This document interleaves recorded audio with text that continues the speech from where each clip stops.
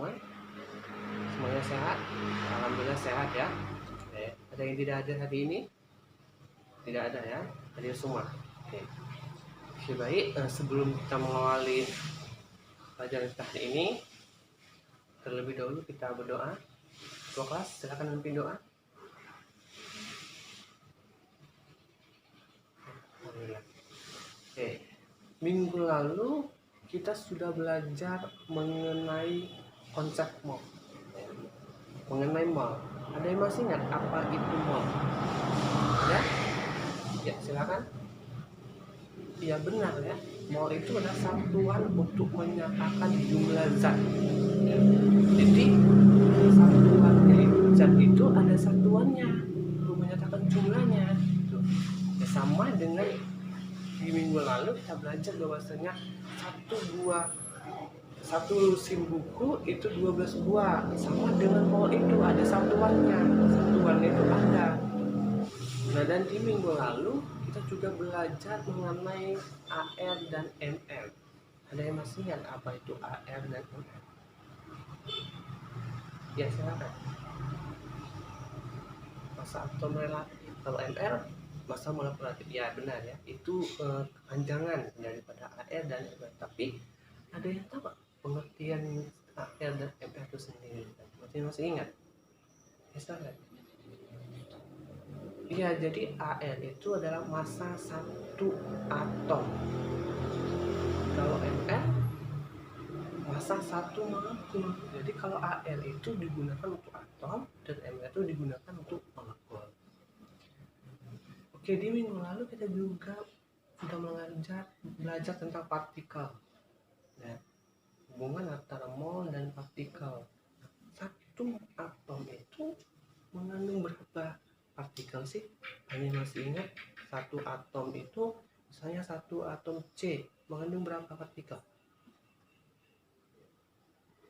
Iya benar, 6,02 kali 10 pangkat 23 partikel, atau itu bisa disebut dengan bilangan Avogadro atau ketetapan Avogadro. Oke, jadi sekarang saya punya satu buah durian utuh. Nah, saya timbang dan masanya itu ternyata 1 kilogram. Nah, kemudian yang saya ingin tahu masa itu bukan masa buahnya, tapi masa bijinya. Masa bijinya ingin saya tahu. Nah, karena tadi masa buahnya 1 kilogram, saya anggapkan masa bijinya 1 kilogram juga. Nah, kira-kira bisa nggak seperti itu? Ya, jadi tidak ya. Jadi tidak bisa kita menganggap bahwa masa biji itu sama dengan masa buah tadi. Yang saya ingin ambil tadi kan bijinya gitu. Yang ingin saya ketahui masanya bijinya, tapi saya ibaratkan atau saya samakan masa bijinya itu tadi sama dengan masa buahnya. Itu tidak bisa ya. Karena apa?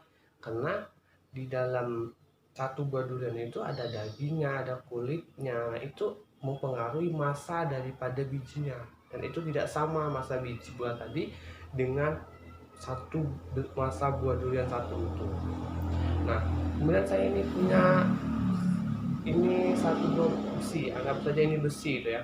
Saya timbang besi ini ternyata beratnya 30 ons.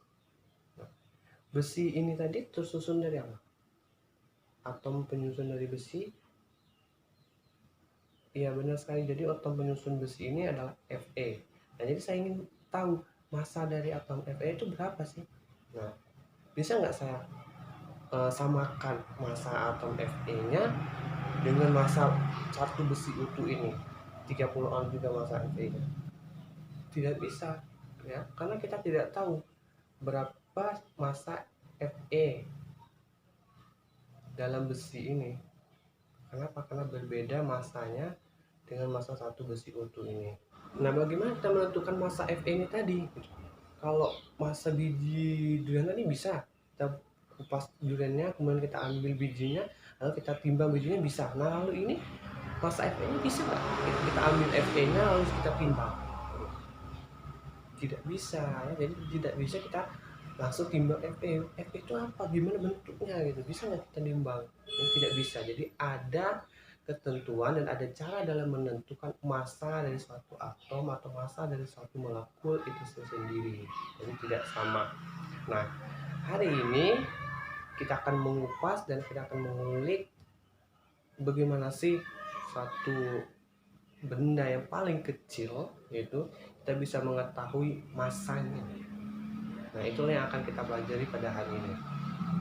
Oke, baik. Jadi materi kita hari ini masih berkenaan dengan mol, ya. Masih berkenaan dengan mol. Nah, yang kita akan bahas hari ini adalah mengenai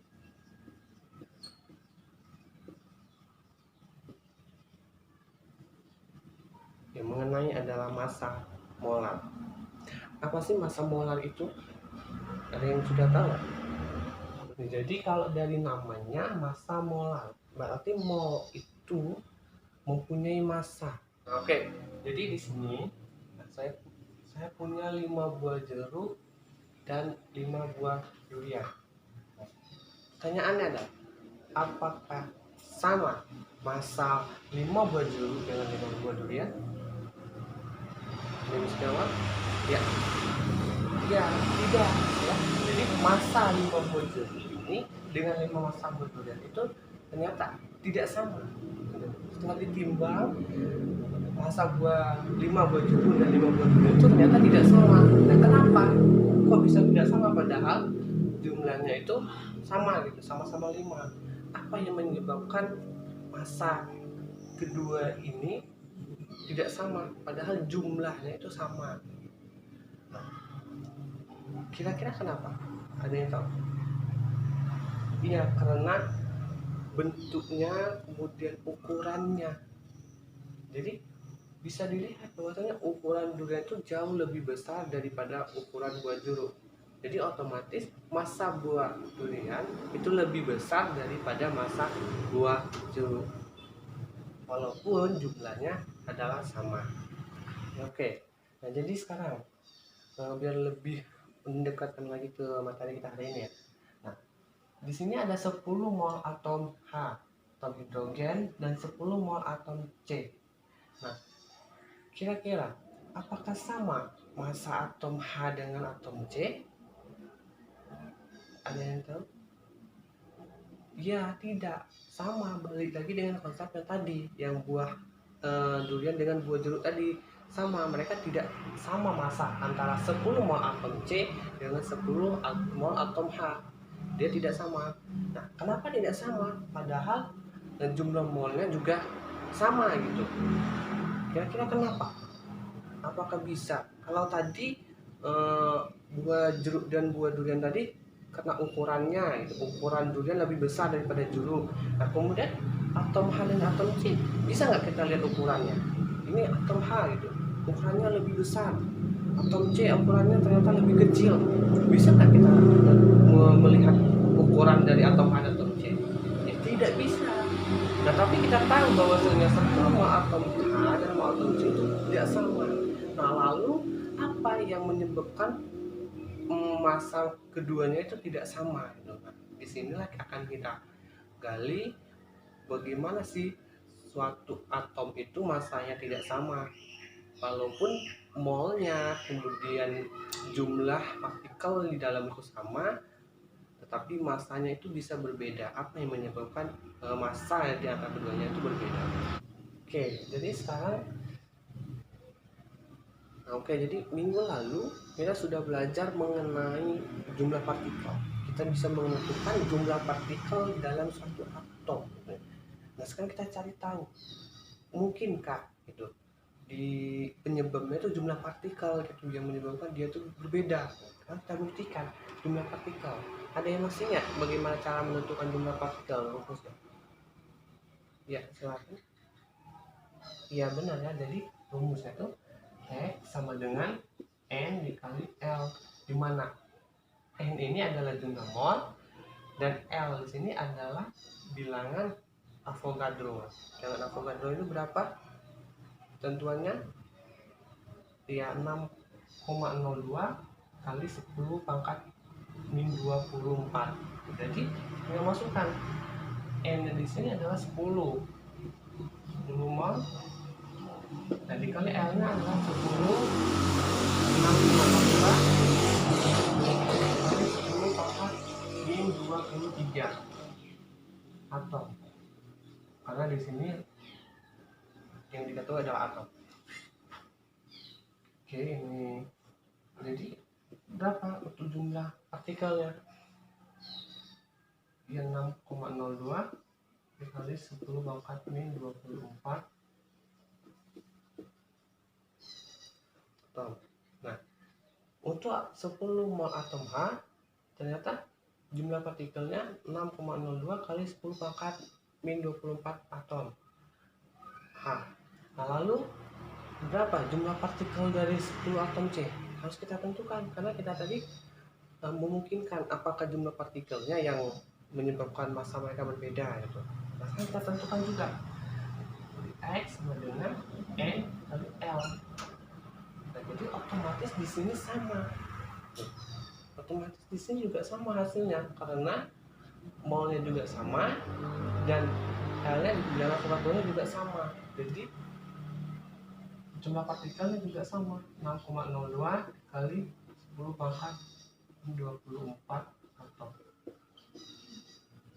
Nah, jadi dari sini ternyata jumlah partikel itu tidak mempengaruhi perbedaan massa dari 10 mol atom H dan 10 mol atom C. Nah, lalu apa yang menyebabkan massa keduanya itu berbeda? Nah, jadi kenapa mereka itu bisa berbeda masanya?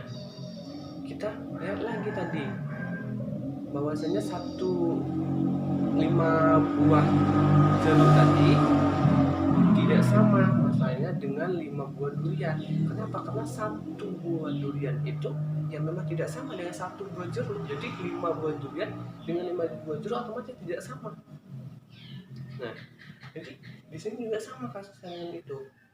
1 mol atom H ini, 10 mol atom H ini tidak sama dengan 10 mol atom C. Itu karena 1 mol atom H itu sudah tidak sama dengan 1 mol C. Nah, jadi 1 mol atom H ini bisa kita sebut dengan massa molar.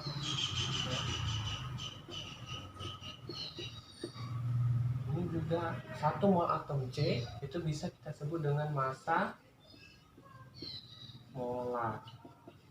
Nah, jadi dari sini kesimpulannya, pengertian dari massa molar kira-kira apa?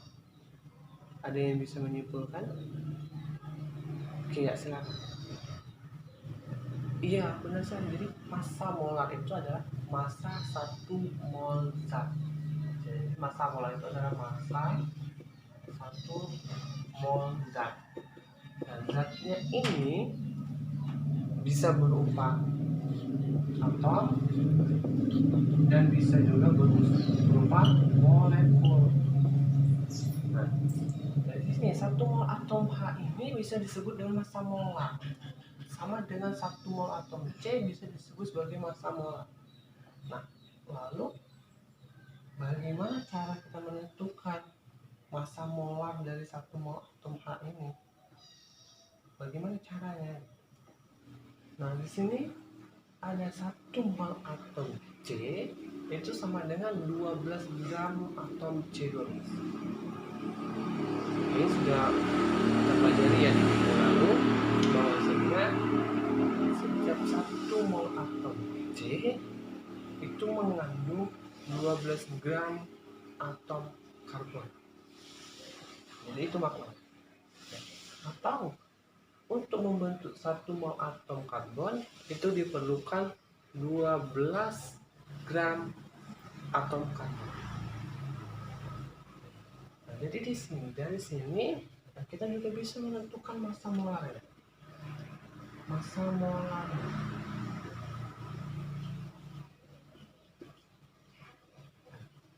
Gimana cara menentukan massa molarnya? Tinggal masukkan saja sini 12 gram, atom C12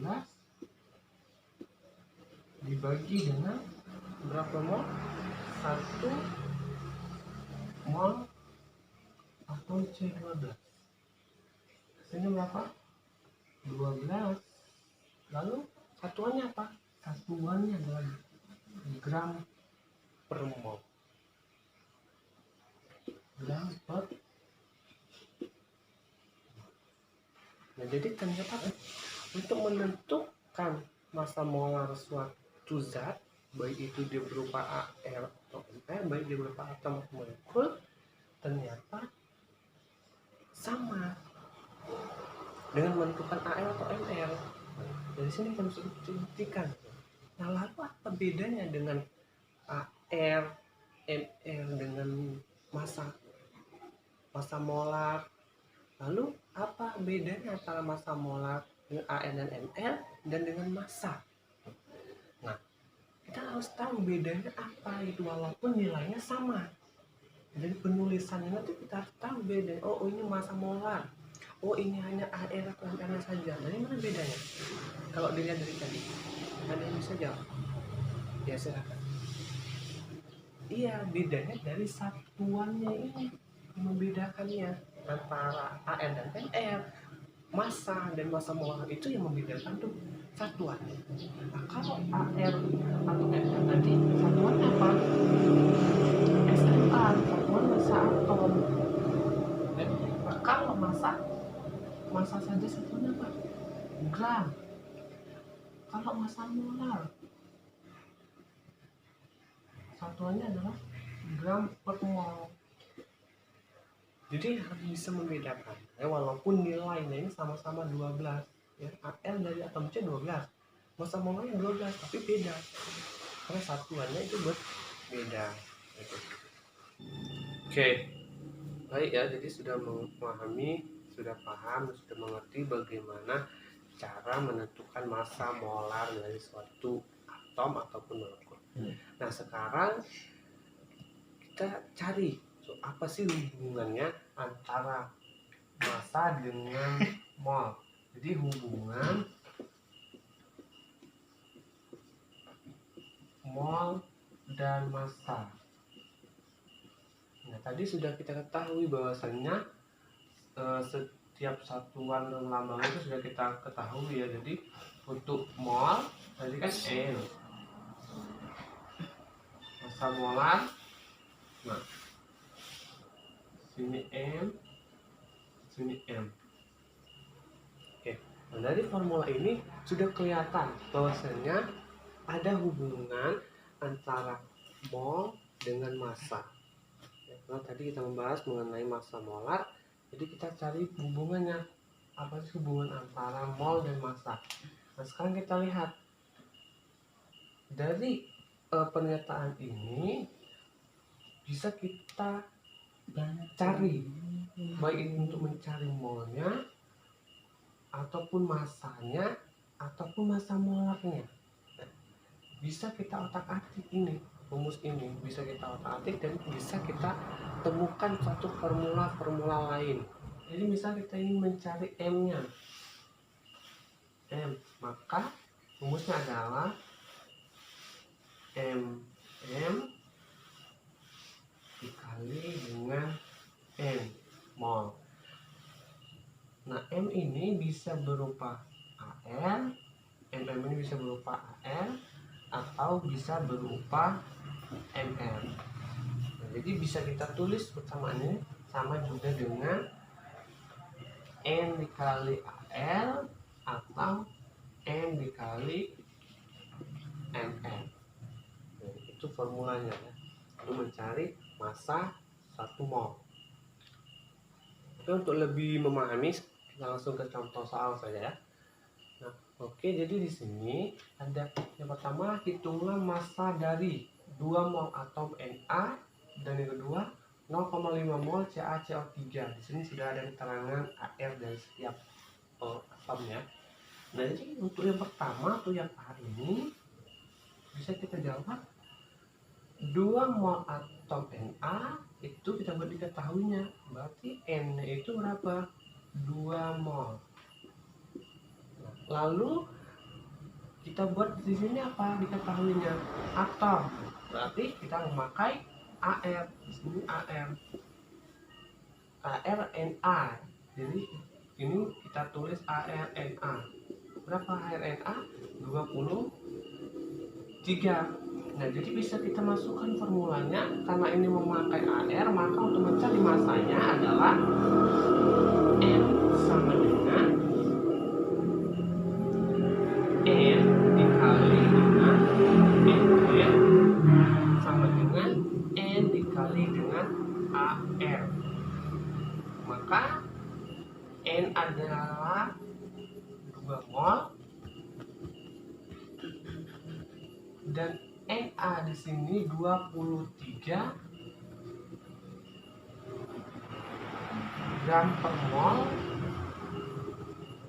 Maka hasilnya adalah N-nya adalah 2 mol dan AR-nya 23 gram per mol. Maka didapatkan hasil massa dari 2 mol atom Na ini adalah 46 gram. Oke, jadi sudah paham ya. Oke, nah sekarang yang kedua itu ada 0,5 mol CaCO3. Jadi N-nya sama dengan 0,5 mol. Oke, kita tentukan MR-nya di sini dengan cara menjumlahkan semua AR C, AR CA, ARC dan ARO. Nah, di sini kita lihat CA ada berapa atom? Ada 1. Jadi 1 dikali NCA ditambah, sekarang C-nya ada berapa? Ada 1. Jadi 1 dikali ANC, kemudian ditambah di sini atom O-nya ada 3. Jadi 3 dikali ARO. Maka langsung masuk saja. 1 dikali ARCA, ARC-nya 42. 1 kali 42 ditambah 1 dikali 12 dan ditambah 3 kali 16. Oke, 1 kali 42 adalah 42, kemudian 1 kali 12 12 dan 3 kali 16 dan 48. Dan maka jumlahnya adalah 100 gram. Ini sudah dapat ml-nya. Nah, dari sini baru kita bisa memasukkan formulanya, yaitu massa, yang ditanya adalah massa M sama dengan N per mm sama dengan N per ml. Langsung masukkan saja. N-nya adalah 0,5 mol dan sini ml-nya 100 gram per mol. Maka bisa didapatkan masanya adalah 50 gram. Mol dan mol. Oke, jadi itu adalah hubungan antara mol dengan. Jadi dari pelajaran kita hari ini bahwa kita bisa menentukan massa suatu mol dengan konsep massa molar. Dari massa konsep mol tadi kita masuk ke konsep massa molar. Nah, kita menggunakan formulasi massa molar dalam menentukan massa suatu mol. Nah, massa molar tadi apa tadi? Ada yang masih ingat massa molar? Ya, massa molar itu adalah massa satu mol zat. Ya, massa 1 mol zat, baik itu zatnya Al ataupun Mr. Nah, tadi ada hubungan antara massa dengan mol. Bisa dari sana kita bisa menentukan mol dalam suatu zat dan bisa menentukan massa dalam suatu mol.